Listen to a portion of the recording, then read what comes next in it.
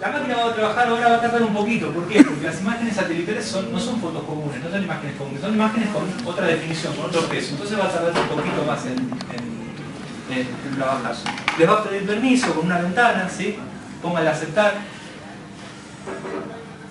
¿Sí? Y cuando le ponen a aceptar, lo que va a pasar es que les va a cargar, ¿sí? Ese primer paquete, ¿sí? de contenido.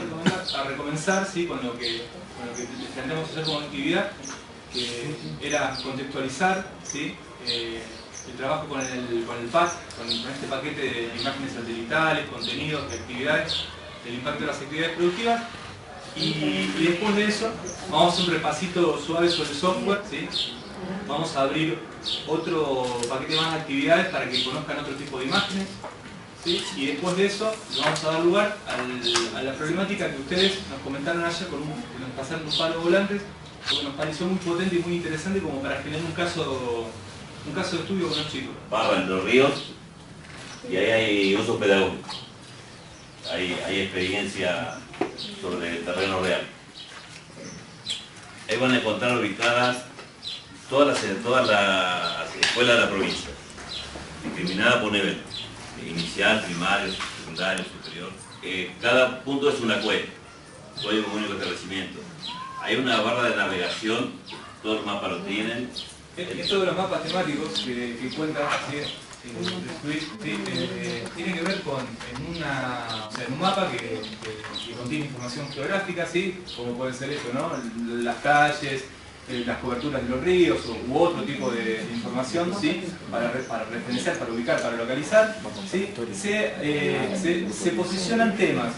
Por ejemplo, la población de árboles, los tipos de cultivo, la cantidad de alumnos, ¿sí? Este es un trabajo que hace el para Entre Ríos.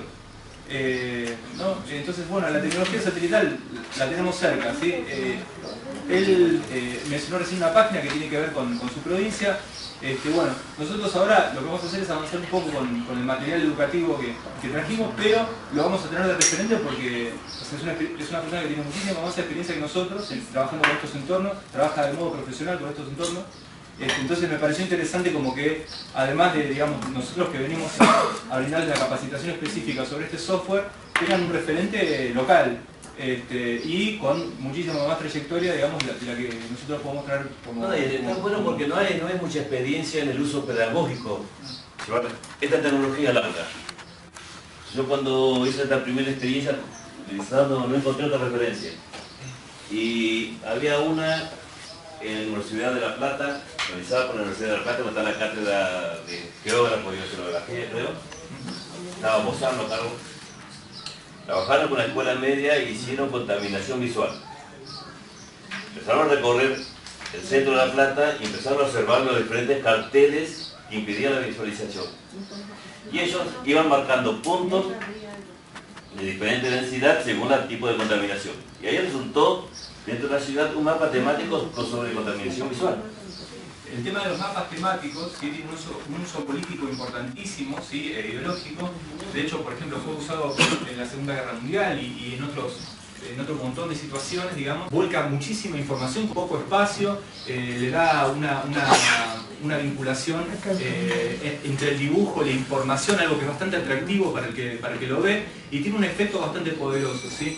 Esto del desarrollo de mapas temáticos es una buena oportunidad para que los alumnos hagan investigación y trabajo de campo, ¿sí? O sea, que salgan al barrio, que salgan de la escuela, que hagan relevamiento, ¿sí? Y como decía Luis, ¿sí? Nosotros tenemos teléfonos que están equipados con GPS.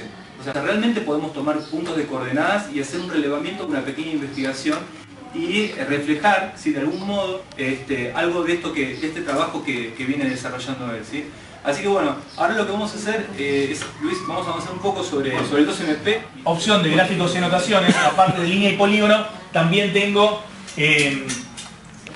crear puntos, o sea, dibujar puntos y crear anotación.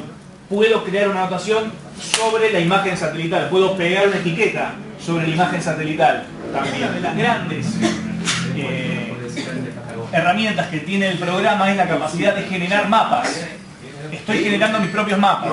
Luego voy a poder extraer lo que estoy viendo, la visualización, voy a poder extraerla y verla con otro programa directamente. Puedo pasárselo a otro docente o a un alumno, o pedirle a un alumno que genere su propio mapa con mis directivas y tomarlo como parte de un trabajo práctico. ¿Les parece? Vamos a generar un mapa.